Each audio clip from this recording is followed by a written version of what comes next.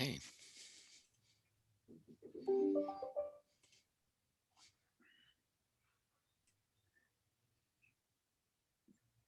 Okay, hello everybody. I'm Roger Waldinger. I'm professor of sociology, director of the Center for the Study of International Migration at UCLA, and I am delighted to welcome you to today's book talk. This is the third of the spring quarter talks that we have been organizing with our friends and colleagues at the Center for Comparative Immigration Studies at UC San Diego. Before we move to the presentation of the book that we are highlighting today, I just want to remind you that we meet at this place, this time, every Friday, and we'll be doing so through the end of the spring quarter. So next Friday at noon, we will reassemble to discuss a new book by James McCann and Michael Jones Correa called Holding Fast, Resilience and Civic Engagement Among Latino Immigrants, with a comment by Zoltan Hajnal of the Political Science Department at UC San Diego. So without any further ado, what I'd like to do today is turn the floor over to our distinguished speaker, Professor Richard Alba, who is the author of a new, very interesting book, The Great Demographic Illusion, Majority, Minority, and the Expanding American Mainstream. And Richard will present the book, then we'll turn to Susan Brown, professor of sociology at UC Irvine, for a comment, back to Richard for reactions, and then we will open up for discussion with the audience. So the floor is yours, Richard. Thank you so much for joining us, and I will let you know once you've talked for 20 minutes. Right, thanks. Okay, and I just want to say publicly, I'm very grateful to David and to Roger for offering me this opportunity, and also to Susan for being willing to comment on the book. So let me bring up the book. Okay, and wait here. Okay, I'm hoping that I think everybody should see the slides.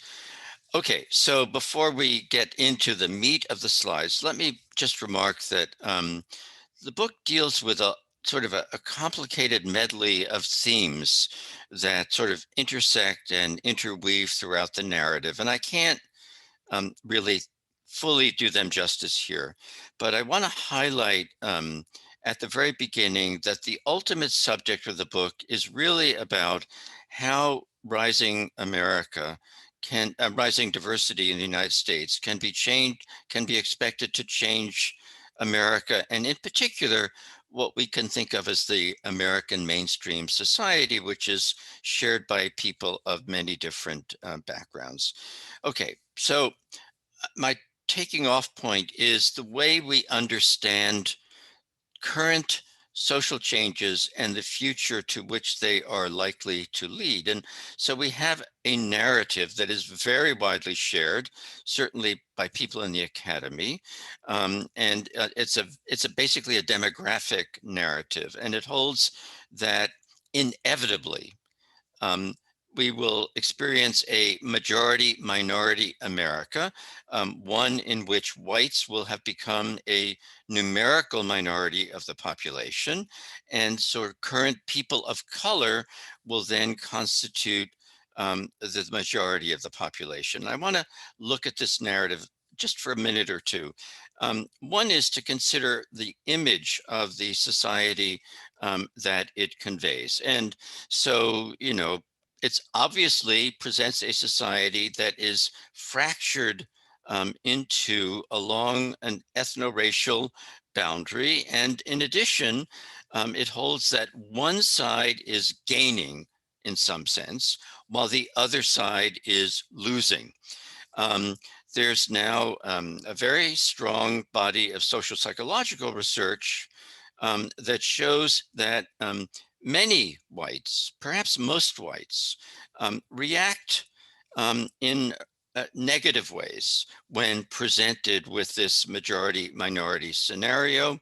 Many become more conservative in their expression of political opinion, and also they express more negative attitudes about minorities.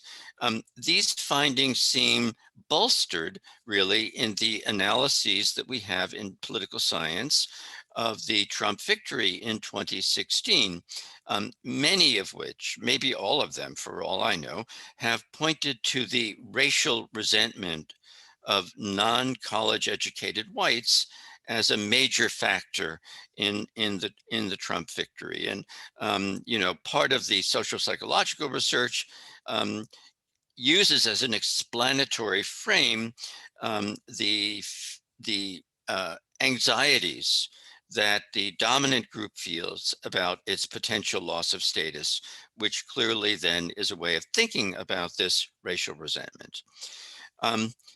But the majority minority narrative is colliding at the moment with a much quieter trend, which has not gotten as much attention, I think, as it deserves. And this really is the rise of mixing across ethno-racial lines in families. And this mixing especially brings together people who come from the white group as we commonly understand it, as well as people who come from groups that or backgrounds that we would characterize as associated with people of color. The Pew Research Center regularly does reports on the state of intermarriage, and its most recent one says that 1/5 of the new marriages in the United States, marriages contracted within the year of the survey, bring together partners from different major ethno-racial categories. Now, obviously, some of these marriages may involve people from only minority categories, African Americans marrying Asians, for example. But the great majority of these marriages, 75 to 80% of them, involve a white partner and a minority partner. The majority minority narrative overlooks or neglects, this important phenomenon, and it has no room in a way in its binary vision for a potentially large group that sits athwart this ethno-racial boundary, this dividing line, because it sits athwart it because by virtue of its family origins, it has kinship ties and presumably other ties on both sides of the dividing line. But that's exactly, what is happening as a result of mixing in families. So um, we can see from recent birth certificate data that the percentage of infants whose parents come from different ethno-racial categories, major ethno-racial categories, is really non-trivial. I mean, I say 14% here, but in more recent data, it's 15%. And the great majority, 75%, have a white parent and a parent who would be classified in our conventional census categories as non-white. And some of the categories of these mixings are ones that we have really ignored. So, we think of people of mixed background as people coming from Black-white families or people coming from Asian white families. But the largest category by far is people who have one parent who is Latino and another parent who is non-Latino white. So that's 40% of all the mixed births, and it's half of all of the births that involve a white parent and a minority parent. Another category that is really obscured in the way census data are currently presented is the group that has a white parent and a mixed race parent. The great majority of these mixed race parents are themselves the products of families where there's a white parent and a minority parent. So this mixed white category, which is 10% of all mixed births, is one in which the children really are going to have three white grandparents. So this, the level of mixing in terms of family backgrounds of infants has been increasing over time. And there's no reason, at least at the moment, to think that it won't continue to increase in the near future. Indeed, every time I turn to a new birth certificate data set, I find it's risen to a slightly higher level. So it continues to ratchet upward. Well, so now we get to how mixing interacts with the census data that undergird the majority minority narrative. And the essence of the story is that the data that support this narrative have some major faults because they define white in a narrow, exclusive way. You're white if you are non-Hispanic, and white only by race. And so therefore, individuals who are presented in census data as coming from mixed minority white backgrounds are classified as minorities in the key public presentations of census data. This not only includes the population projections, but it also includes population estimates, so that, for instance, the Census Bureau has told Americans that the majority of babies born in the United States today um, come from minority groups. Well, not exactly. The majority of babies born in the United States today have at least one parent who is white. So this statement then depends on the minority classification of babies coming from mixed parental backgrounds. There's no scientific basis for this decision of the Census Bureau. It actually has a political and civil rights basis, and was made at the time the census in 2000 went to allowing people to report racial mixes on the census. And at that time, civil rights groups were very concerned about how this new way of presenting backgrounds would affect the counts of minority groups. And so the Office of Management and Budget, which sets the standards for the census collection of ethnic and racial data, said, therefore, that people of mixed race would be classified with their minority origin. And then this problem becomes compounded because the concentration of mixed individuals is among children. So they're obviously rarely reporting their racial ethnic information on the census. Instead, their parents are. And parents tend to acknowledge both sides of their children's backgrounds, meaning that the large majority of children in mixed families are classified as minority on the census. And then finally, in the projections, the census treats these backgrounds as fixed over the life course. And therefore, it classifies individuals the first time it encounters them, and their classifications never change. So in current data, which is one basis of the projections, that would mean that many, many mixed children are going to be categorized as minority. And then for the infants who were born during the census, it applies the same data, if you will, that it's just collected from current census data. So in other words, the vast majority of mixed children are going to be classified as minority, even though, it will, as I'll show, the identities of these individuals are much more fluid than what has been true in the past. So the upshot of all of this is that the census data greatly exaggerate, if not even get wrong, the transition to a majority minority society. The increasing importance of young people coming from mixed ethno-racial backgrounds obviously raises the question of how should we think about mixed origins in the 21st century? And I think we should be prepared to set aside the assumptions that we bring from the historical experience with mixed racial backgrounds. So, through the 20th century, um, a lot of our understanding has been shaped by the one drop rule, in which, according to which individuals who come from mixed backgrounds are seen as members of minority populations and come to think of themselves in that way.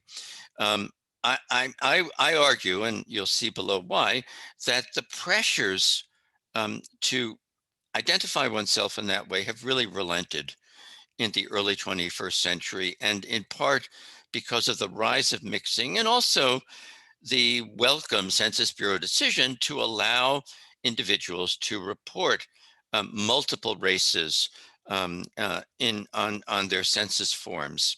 Now, we know from analyses that have matched individuals across census data sets, say between the 2000 and the 2010 census, that individuals from mixed backgrounds, actually in this case, mixed racial backgrounds, have unusually fluid identities. And they can appear as mixed, like Asian white, in one census, and then as members of single categories, either Asian or white, in the other census. In the case, by the way, of Asian white individuals, when they appear as members of single categories, that's more often as white than as Asian.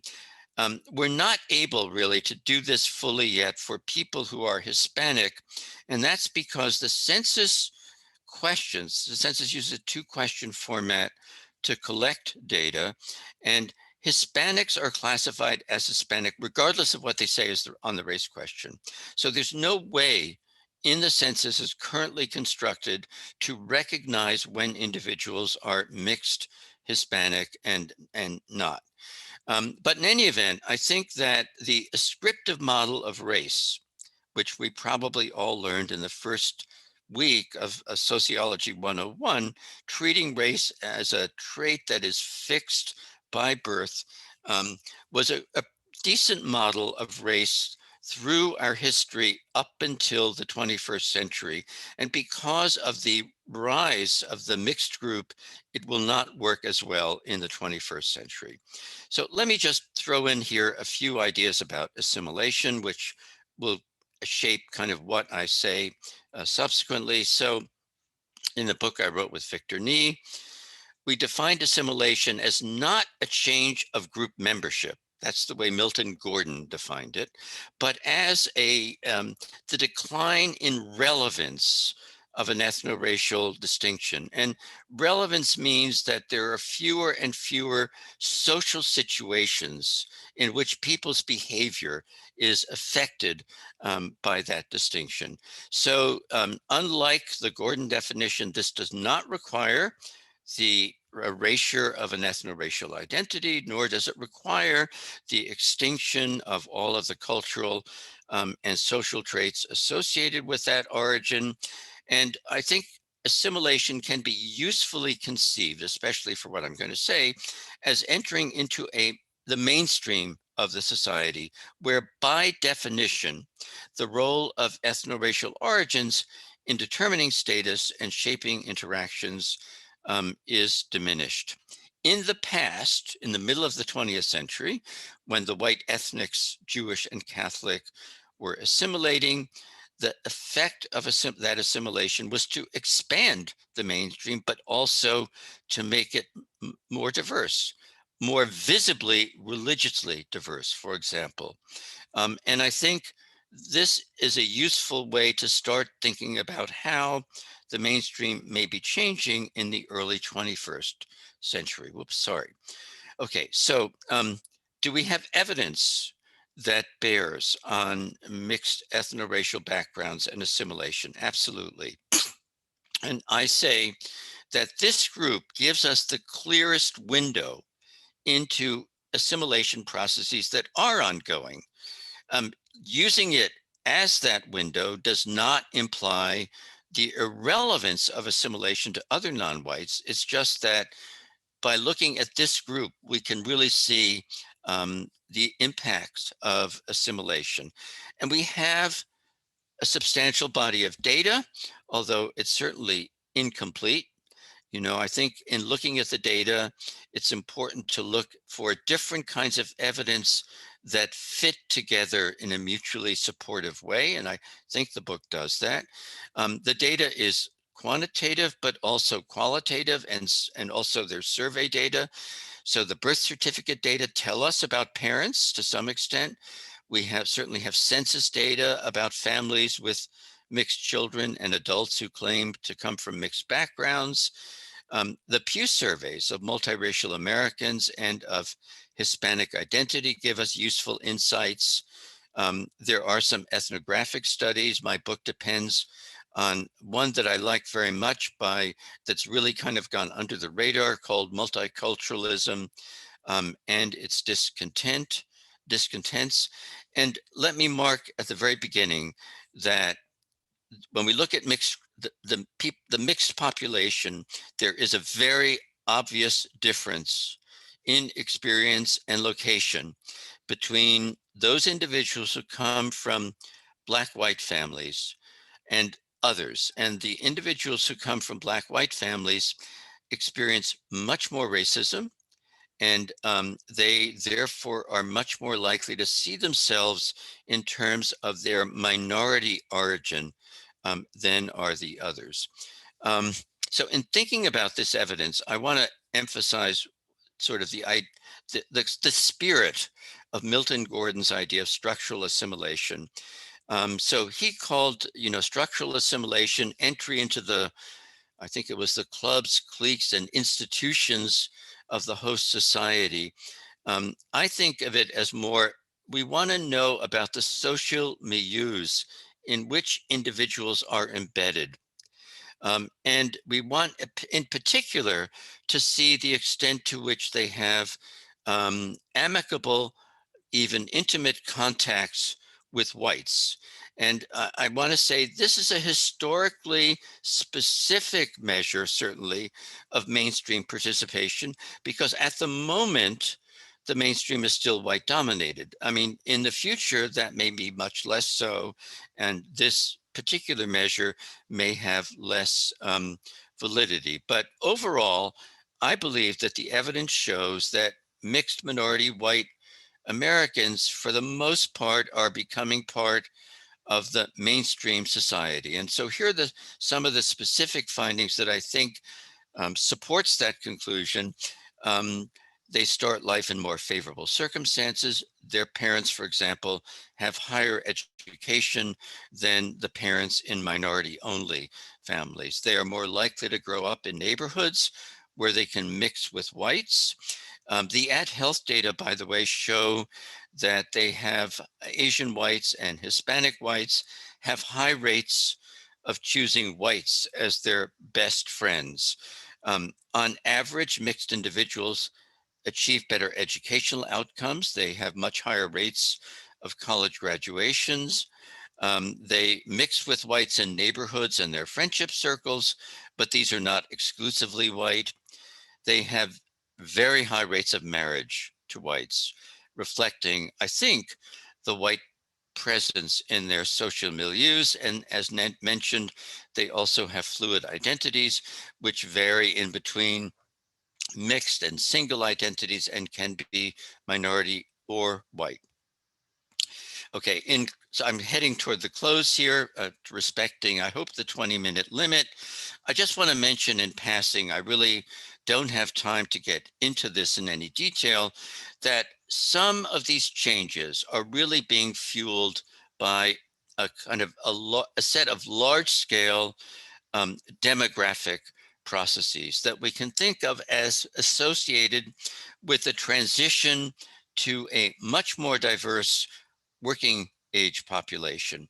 But at this historical moment, what we have is the synchronization of two really big demographic changes. One is the exit of the heavily white and very successful overall baby boom from the ages of economic and civic activity. So the baby boom is the group of Americans born between 1946 and 1964, hence just before the beginning of the onset of new mass immigration. The youngest baby boomers are today in their late 50s. So over the next 15 to 20 years, they're really going to exit almost completely from the labor market and from positions in civic organizations and so forth. At the same time, maturing into the workforce are much more diverse youth cohorts and cohorts that have been in particular affected by the large-scale immigration over the last 50 years. So I say there's non-zero-sum mobility, and by that I mean there are not enough young, qualified whites to replace the whites who are leaving from relatively high positions in the workforce. So there is space then for others coming from either wholly minority or partly minority backgrounds to move up and to occupy these positions. So you might ask, do we see evidence of this? Absolutely. So if you look at the top tier of the workforce and um, its ethno-racial composition by age and over time, it's very clear that younger workers, that in the past, it has been monopolized by whites, but that is no longer true. Younger workers are increasingly coming from non-white or partly non-white backgrounds.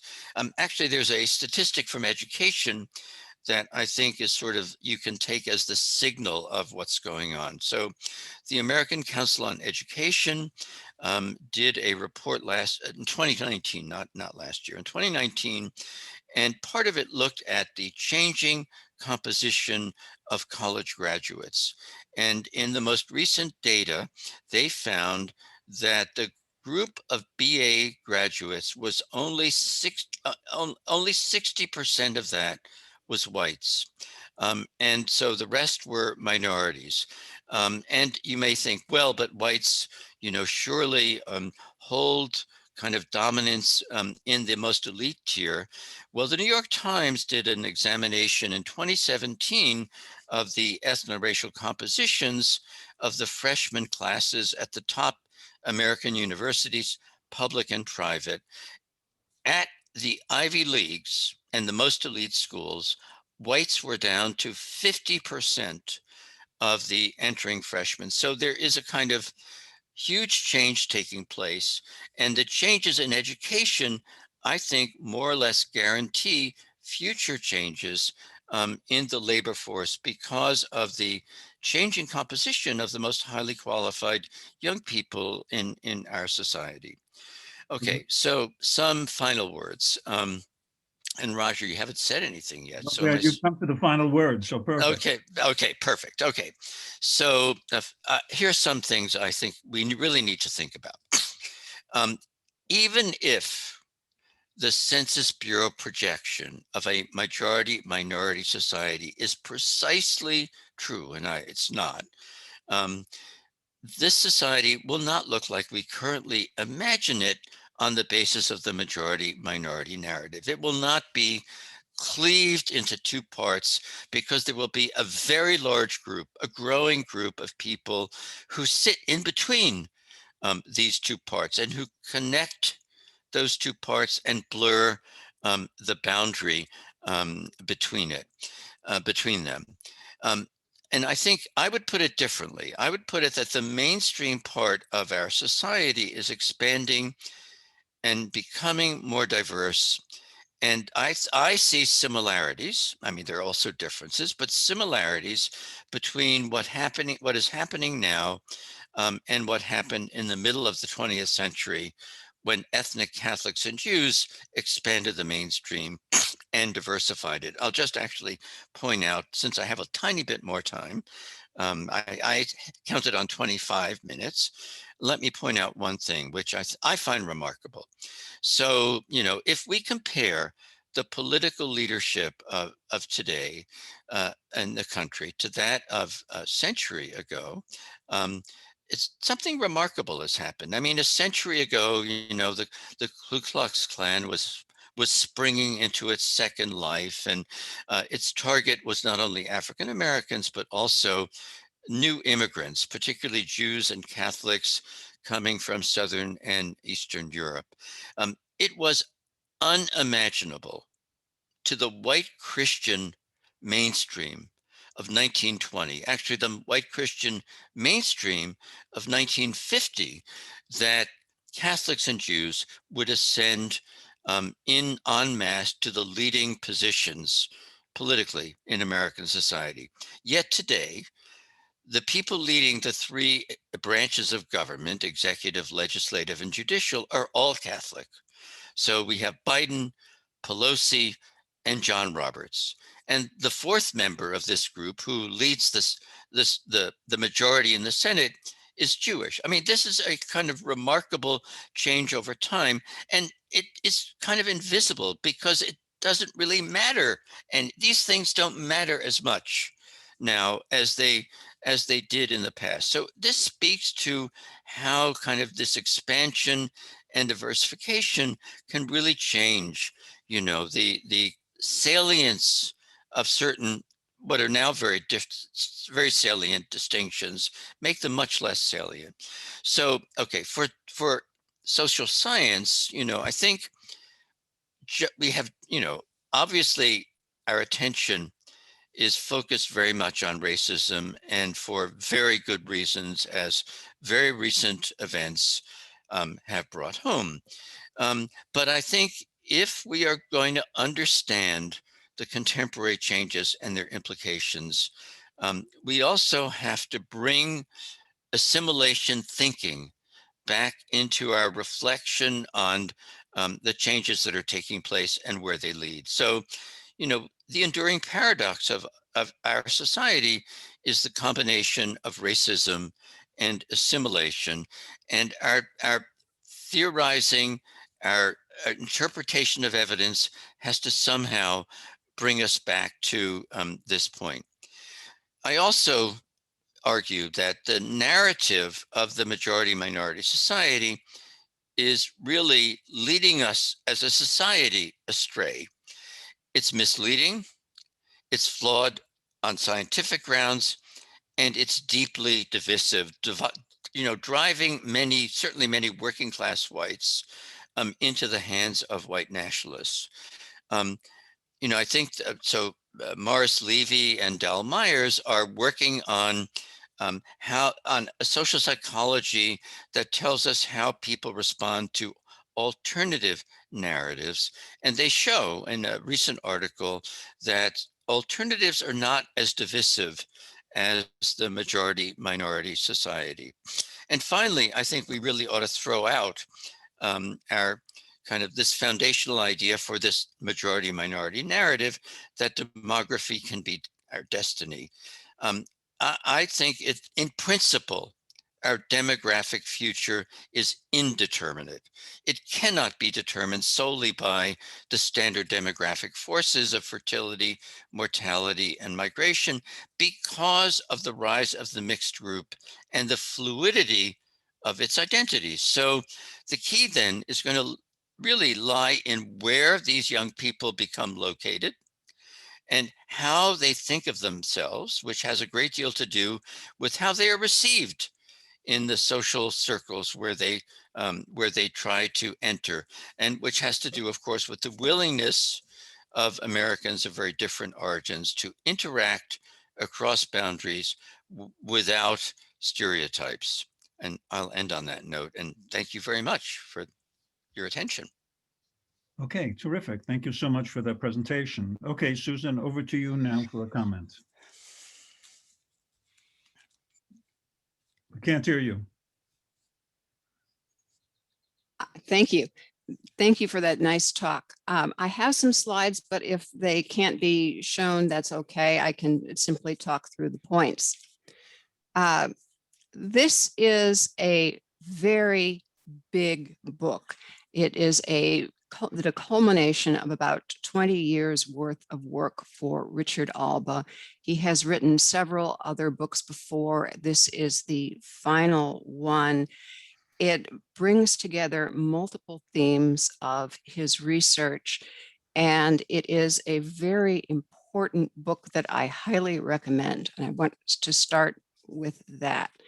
What does it do? You're now the co-host, so you can share the slides if you want to try. Great. Thank you. Let's see. Share screen.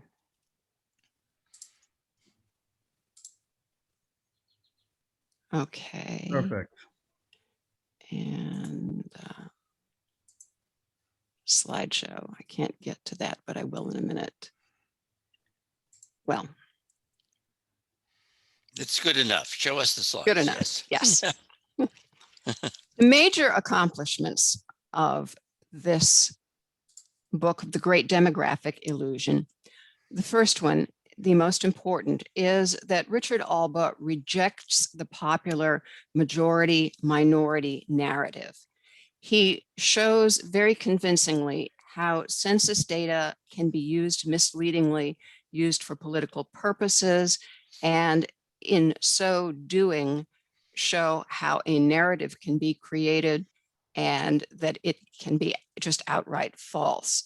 Moreover, he also shows how this narrative can be used for fear-mongering and can lead to a great deal of negative reaction among whites.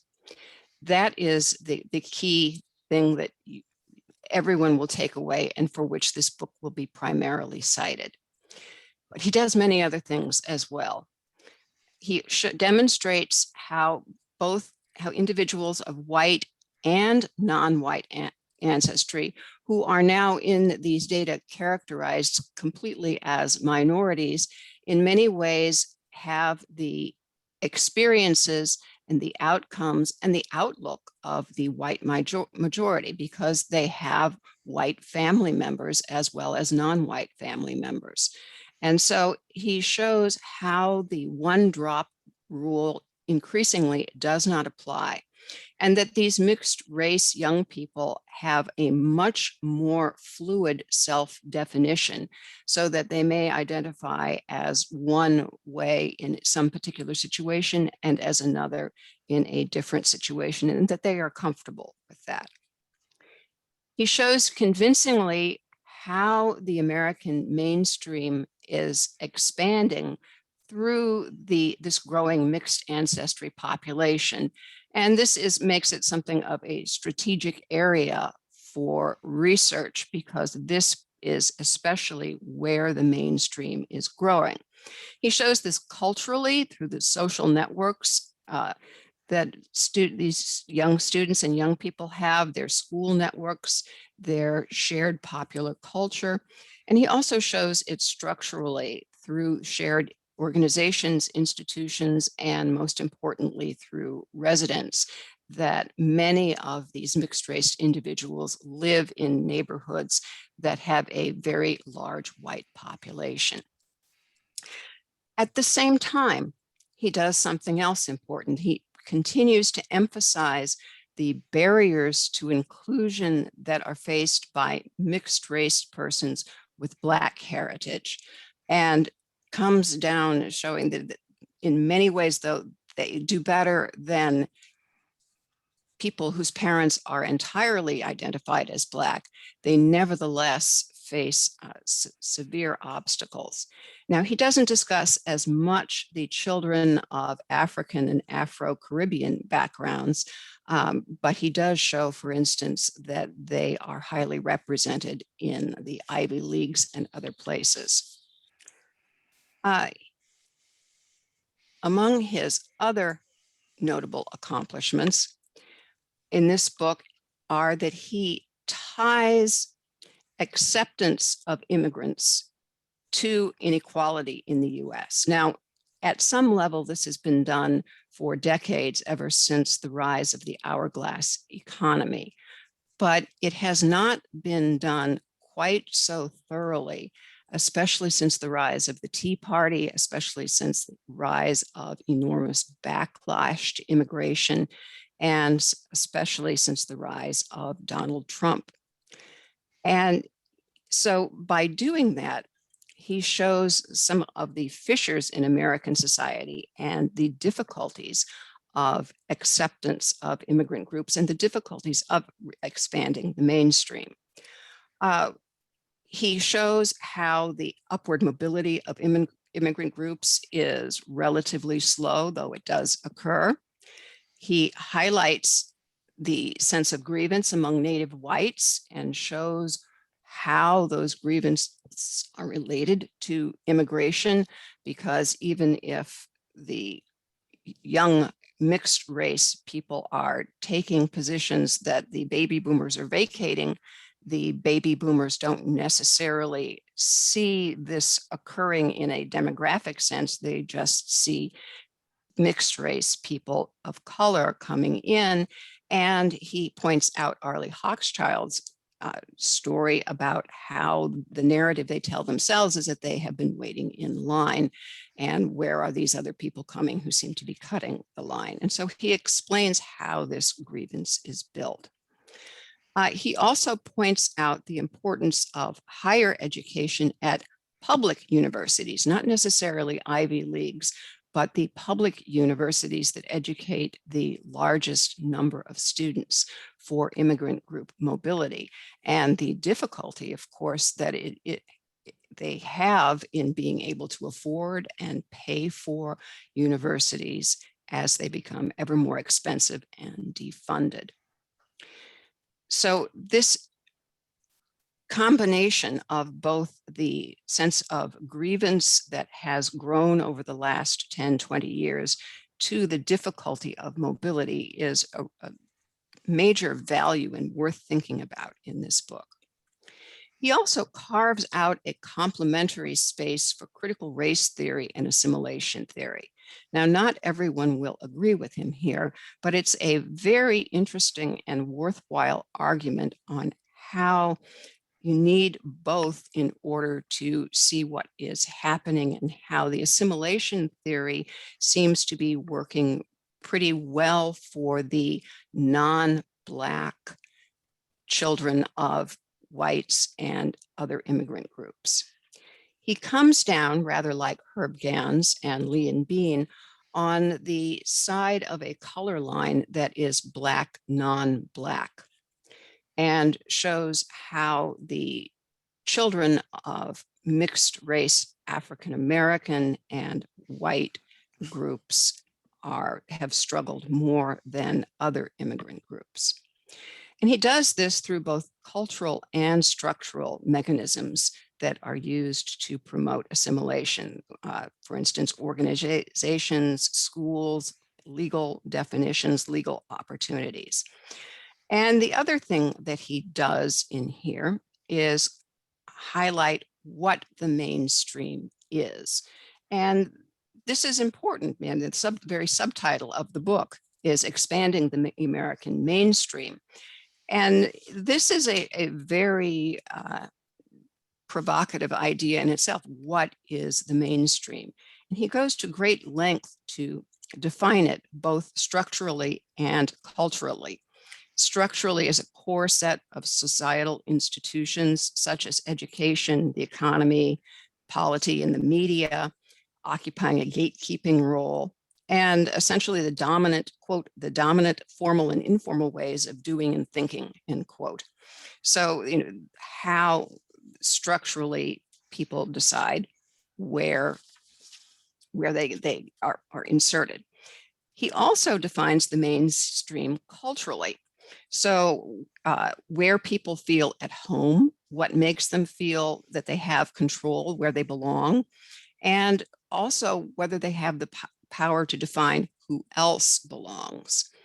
And in so doing, he argues that that makes it a mainstream, may not be a singular mainstream. It could be a diversified mainstream, diverse by region, religion, social class, so that maybe mainstream isn't the right word as much as multiple channels that have some banks. And one can ask whether this definition is in many ways almost too expansive or whether it isn't, but he does provide some floors for it, so that saying that people who, for instance, are in poverty or who are homeless would not be considered part of the mainstream. So this is another very important aspect of this book, and one that people will be debating for quite a while. And he also highlights the non-linear path of acceptance for Italian and Jewish immigrants.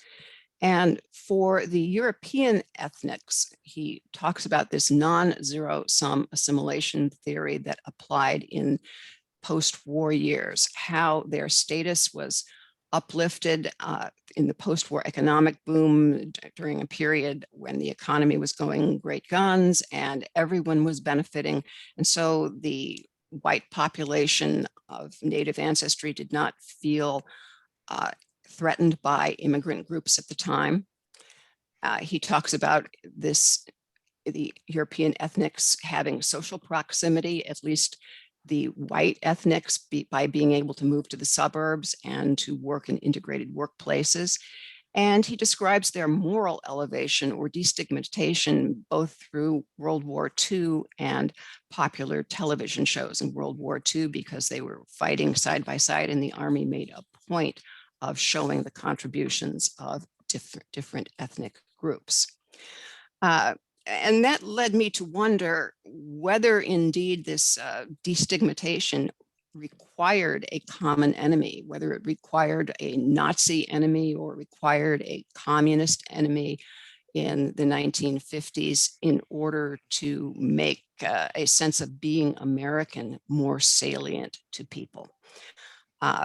Nowadays, however, he looks at this status uplift and says it's being accomplished through education, better jobs, the retirement, the baby boom that he discussed, and looks at how the changing of the demographics as the baby boom retires will allow status to go up. But there is a question of, well, will the economy allow that when jobs are being contracted out? Are those jobs still there in the same form? So in a time when half of the people of middle class don't do as well as their parents, this can still cause some concern. The second factor, this social proximity through neighborhood integration and intermarriage, seems to be continuing apace, and he gives very good evidence for that. And my big question here is, well, what does it mean for assimilation now for it to be regional? Because this neighborhood integration is happening in some parts of the country, but not in others. And will it matter in the long run if regional factors take precedence now, or ultimately will it all iron out? And the third factor that he talks about is moral elevation through the greater diversity of popular culture, that movies like The Black Panther, the rise of hip hop, Latino megastars, all of these things have broadened the culture with much more diversity. I mean, think of Hamilton, for instance.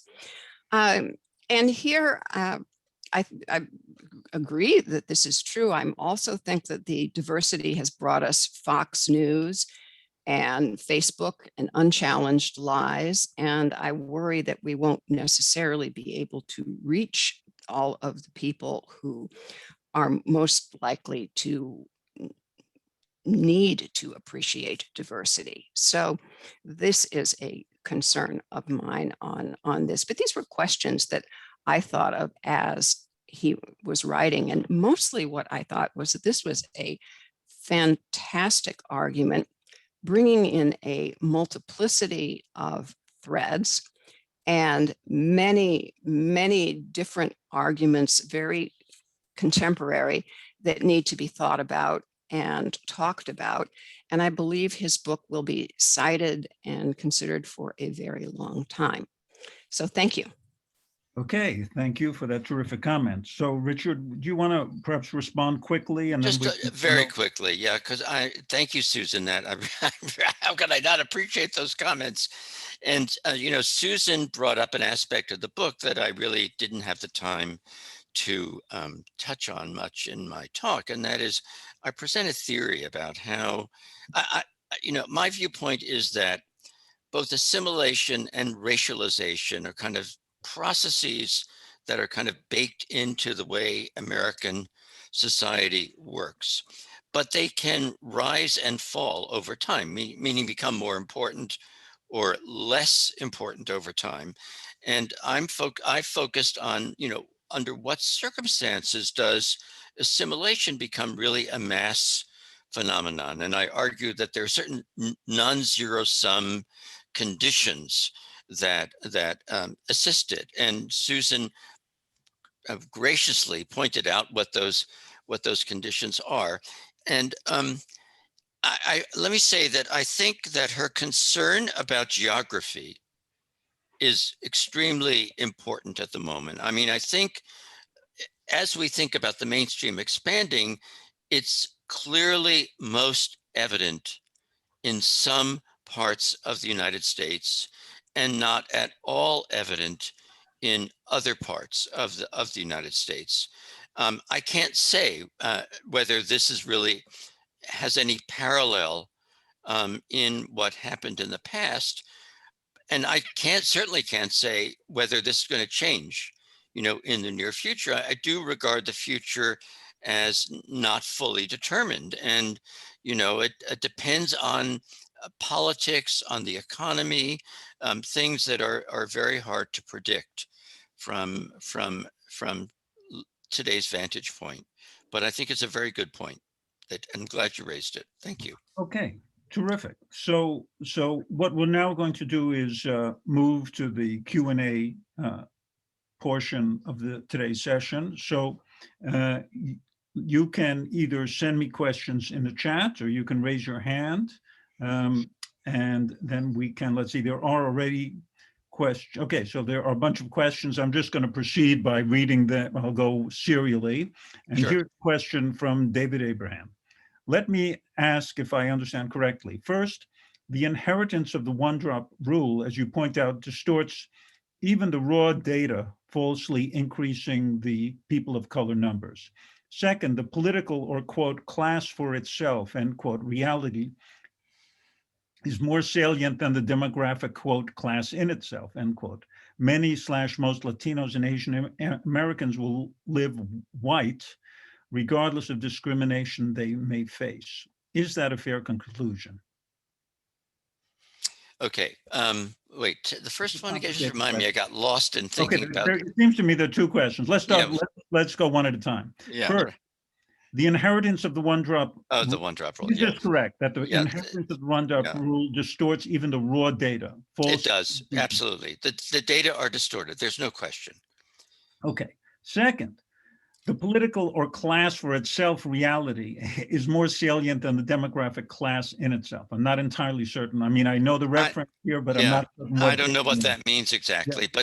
but get to the next part. And most Latinos and Asian Americans will, quote, live white regardless of discrimination they may face. I'm not certain what. well, I don't know. I mean, certainly not regardless of what discrimination they may face, but I think it's the case that many Asians and Latinos, and certainly mixed white Asians and white Latinos, are going to live in social environments with many whites. But those environments may, I think, over time, the kind of mainstream environments are also going to become more diverse. Now, live white implies, well, they're certainly going to live in socioeconomic circumstances like those people around them, but I don't think they necessarily are going to live.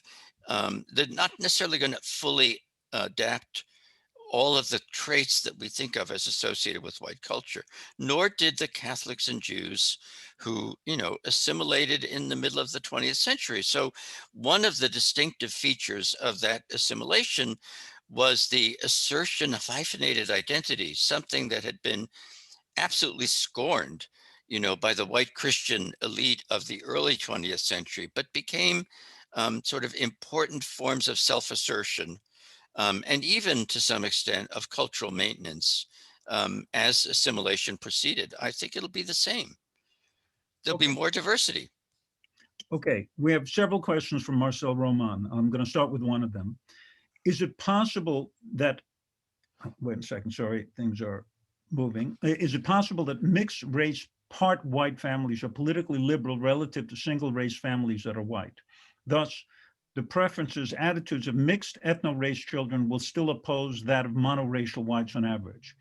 If so, this would suggest changes in demography still pose a threat to those with an ethno-nationalist conception of the United States, and that there may be structural shifts in the political preferences of the mass public against current white Anglo norms. I think that's possible. But I also think another outcome is possible. And, looking at the very recent 2020 data, and granted, we don't really have, the full supply of data that we need to interpret the election outcomes.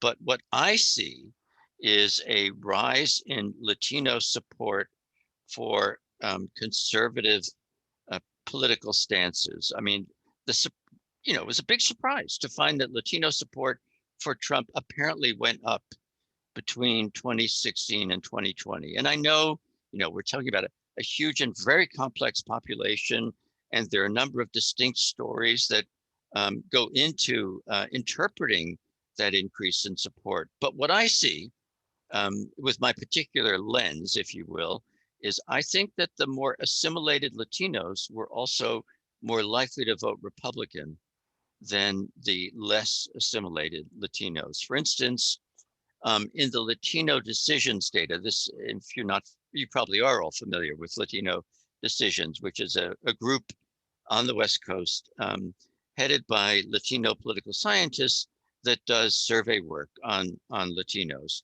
Their election data show that college-educated Latinos and high-income Latinos were more likely to vote for Trump than less educated and less affluent Latinos. I think the education variable here is especially key because Latino college education is really rising as a result of these kind of assimilatory forces.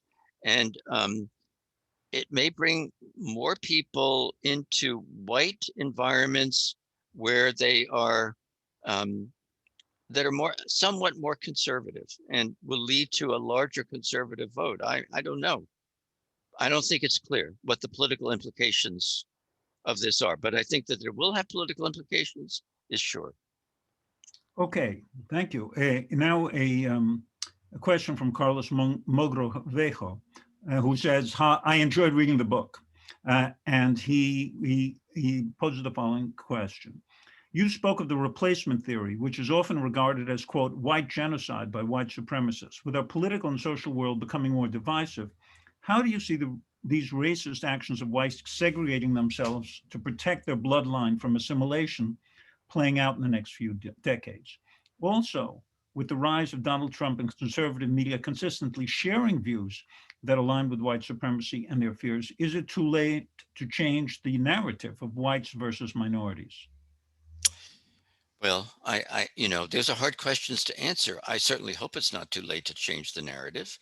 But I agree that in our polarized circumstances of the moment, there's a large part of the white population that is vulnerable to white nationalist appeals. Now, I think it's important to bear in mind about the white working class voters that many of those who voted for Trump also voted for Obama. They're not beyond, they're not beyond change in opinion, especially if we can craft a different. I think this country needs a narrative that offers the opportunity to people from all backgrounds to buy into that narrative. And the majority minority narrative is, as I said, very divisive. I don't think it can succeed in doing that. If we change the narrative, could we kind of move the sort of move the boat a bit? I hope so, but I can't guarantee it. Of course. Okay, a question from Arta Kazayan.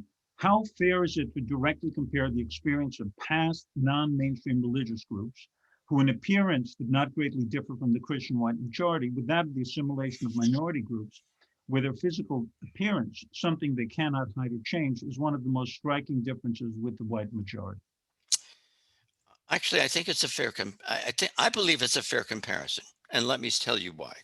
I think that from today's perspective, it looks like the differences between the Catholics and Jews on the one hand and the Protestants were very minimal.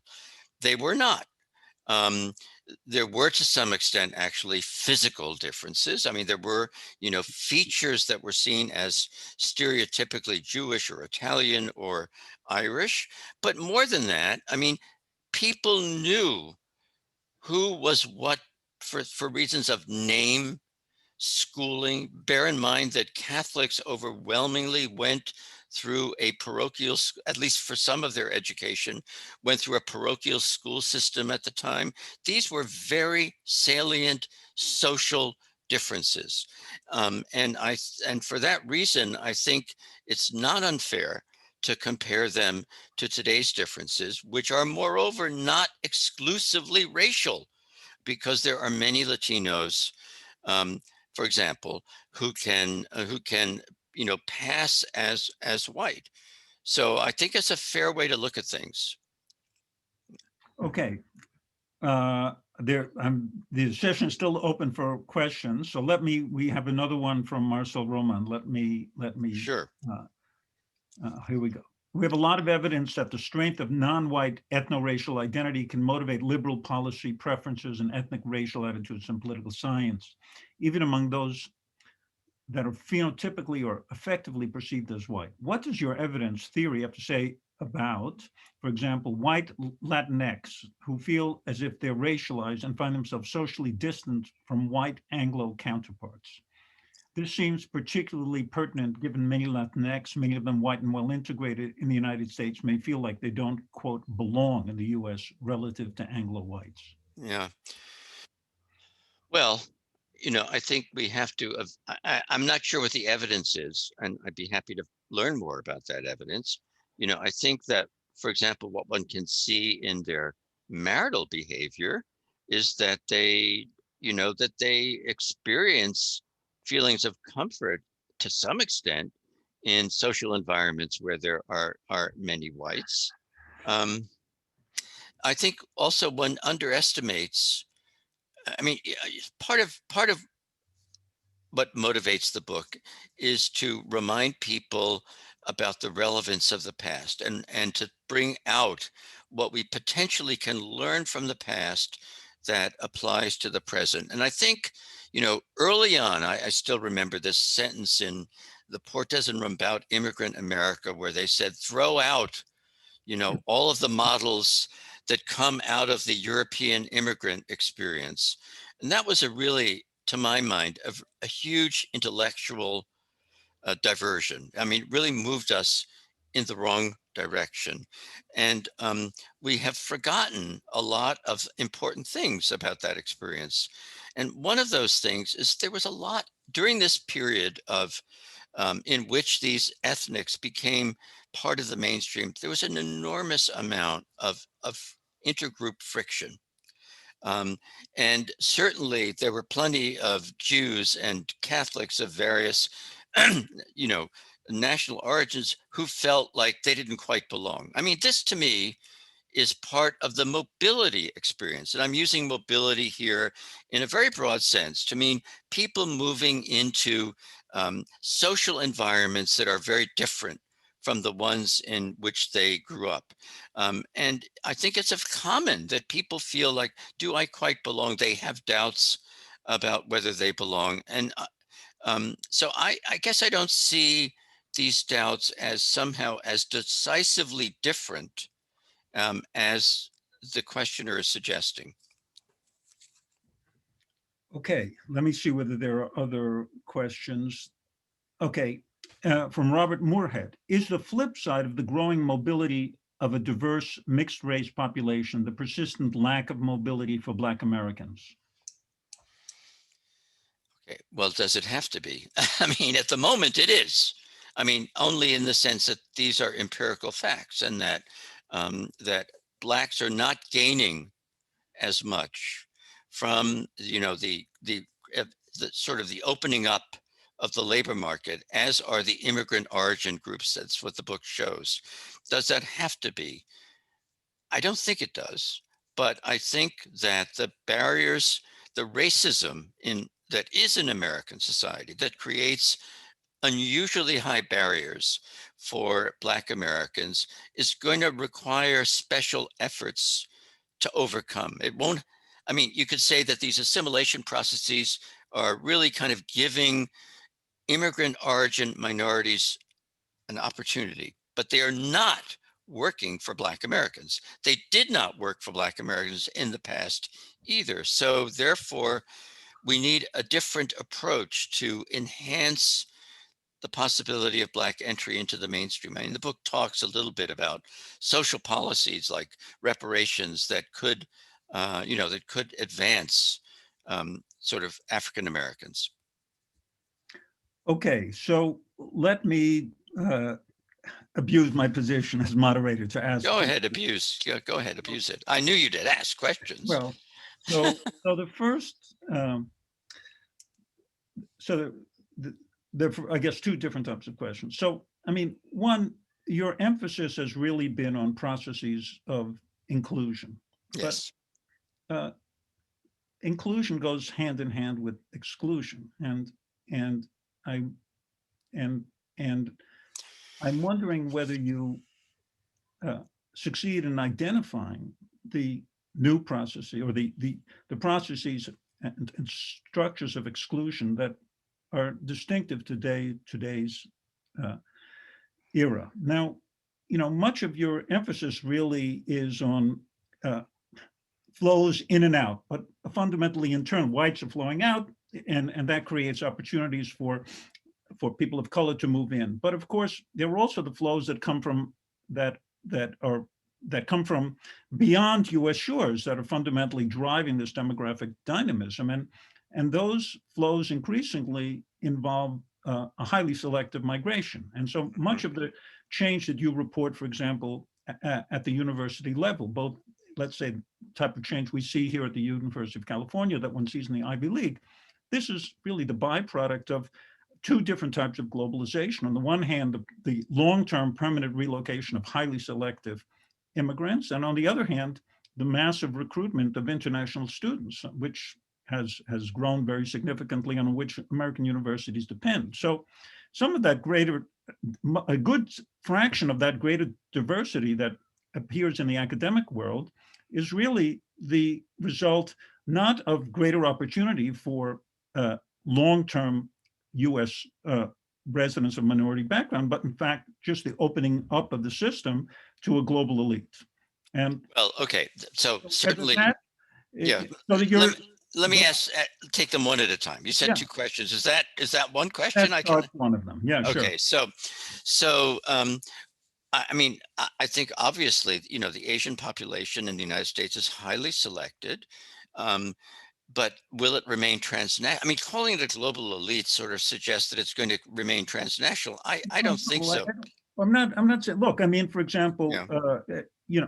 Devish Kapoor wrote this book, co-authored this book, The Other 1%, about Indian Americans. And Indian immigration has been growing more rapidly than any other immigrant stream. And we know that a disproportionate share of the Indians are Brahmins. I mean, they're coming highly qualified, I mean, highly elite backgrounds. And there's no reason to think that that's going to diminish. On the contrary. I wouldn't dispute that. But are they integrating into the American mainstream? I think they are. I think they are. But let me just add this. So one of the big phenomena of the last decade has been the surge of Latinos that are now going to universities and acquiring baccalaureate degrees. And I think just demographically, that's very likely to continue. So that's not the story of a global elite. It's a story of a group that is coming more from the bottom of American society, and, you know, succeeding by being very driven and pushing ahead. So I think it's, it's a mixed story, but it is certainly a story in which this society from top to bottom is becoming really more diverse, and in which the mainstream is really going to be reconfigured because of these immigrations. Now, you said there's a story, people are being left out. Well, unfortunately, and you could say that this book describes something very similar to what happened in the middle of the 20th century, and that is that white ethnics leapfrogged over African Americans and took up the opportunities that were opening up in the post-World War II economy and society. Some of the same thing may be happening now. I think that's true. I'm not, and I think it's something that needs to be attended to, but it's also points out how really false is the majority minority narrative, because minorities are very different and they face very different uh, chances in American society. Okay, I have at least one other question, but now we have one from Karen Pally. So let me read that. Okay. Let's move to a slightly different topic. The category, quote, Latino makes very little sense. There's not just a class difference that is pronounced, but also a difference in ethnicity. Most Mexicans are descendants, at least in part, of the indigenous people of Mexico, but the upper middle and upper class in Mexico is often wider. This is even more true of Latin America, where European immigrants or the descendants dominate the political, industrial, and professional classes. So I don't see how we can read the politics of this huge group of people from the category Latinos. Asians is the same. People come from different countries, political systems, and economic circumstances. So how can we predict their politics?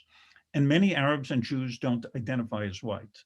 So I think that's more of a comment, but perhaps you want Yeah, to. I mean, I agree. I Yeah. agree. Okay. Other comments, questions from the audience? All right. Well, while we're waiting, I will pepper Richard with another one. So Go ahead. now, I mean, so coming back to the historical comparison, Yes. I mean, so, and we've talked about this many times before, but and hopefully can continue talking about it in the future. But obviously, one of the fundamental differences is that the great migration from Eastern and Southern Europe emerged during a period of uncontrolled migration, which meant that Yes. legal status was everyone arrived. There was actually no such thing as lawful permanent residence, and everyone, as soon as they arrived, they were immediately eligible for citizenship. Now that has fundamentally changed, and we know that status has in fact become much more differentiated, and its consequences are very significant. And its consequences have changed. I mean, Susan and Frank showed in their recent book that the that even for a population that was relatively well established as of the time their data was collected, nonetheless, one could detect the impact of parents' undocumented status roughly 20 to 25 years later on their children. Now, those were, when one thinks about the survey that Susan and Frank collected, this was, I mean, I've thought about especially the Mexican origin respondents. This is, or let's say the Latino immigrant respondents. This is the class of 1986. The very fortunate people who were able to experience a relatively easy and quick legalization. Now here we are. We're almost what is it? We are 35 years since the last legalization, with no legalization in sight. And so that suggests. I mean, on the one hand, the comparison we have a then, a slightly later then, and a now. I mean, so it's not just the Europeans versus the contemporary immigrants, but there are differences within the contemporary immigrants. But don't you think that the much greater importance of legal status and the very different overall political environment is going to have, again, is going to be a source of a type of stratification, ethnic stratification that we didn't find in the Europe. I'm not saying, I never said, the book says, this is Yeah. not a replication Yeah, of what happened in the past, but that right. we can draw lessons Yeah. from the past. I completely agree. There's a different kind of stratification, and the undocumented being undocumented has generational effects. It appears, which that's important. I don't deny it. But Rob Smith's forthcoming book, I've read the manuscript, shows that yes, if you had undocumented parents and you're undocumented, you really have no chance. I mean, you're not going to experience mobility in American society. But if you had documented parents, or if you're a U.S. citizen, um, you really have a chance to move up. A lot of the people he followed were these are Mexican second generation kids growing up in and around New York, experienced real mobility in their lives. So Okay. I think you're right. That's an important part of the story, but it doesn't eliminate the kind of story that I'm paying attention to. Agree. Okay, another question from Marcel Roman. Is the mainstream that immigrant groups, non-white groups are assimilating into, is it racially, politically liberal? Whites are polarized on questions of race, ethnicity, immigration. Will the immigrants who are proximate to white Anglos assimilate toward the liberal democratic white standard as opposed to the Republican conservative white standard? Well, we had this question before, I think, sort of rephrased. Okay. Yeah. Okay. So I can't say, because I haven't really looked. I mean, I haven't really looked at the political character of the social environments in which these young mixed background people are integrating. It's a really good question. It really needs research. This is a beginning effort to open up a new way of thinking about things. Okay. All right. Well, we seem to have come to the end of our list of questions. So I want to thank Richard for a terrific presentation of a fascinating book, Susan for a very stimulating comment. Thank all of the audience for engaging with us today. A reminder that we will meet next week, same time, same place, for an interesting discussion of a related book written by Michael Jones and James McCann on Latino political behavior and attitude. So with that, wish everyone I thank you all. Yeah. and hope to see you next Friday. And Richard, we'll reconnect on that other link. Oh, where am I going? Oh, I with the have that class. link. I've sent it to you. Okay, I'll I'll go resend. find it. Okay, everybody.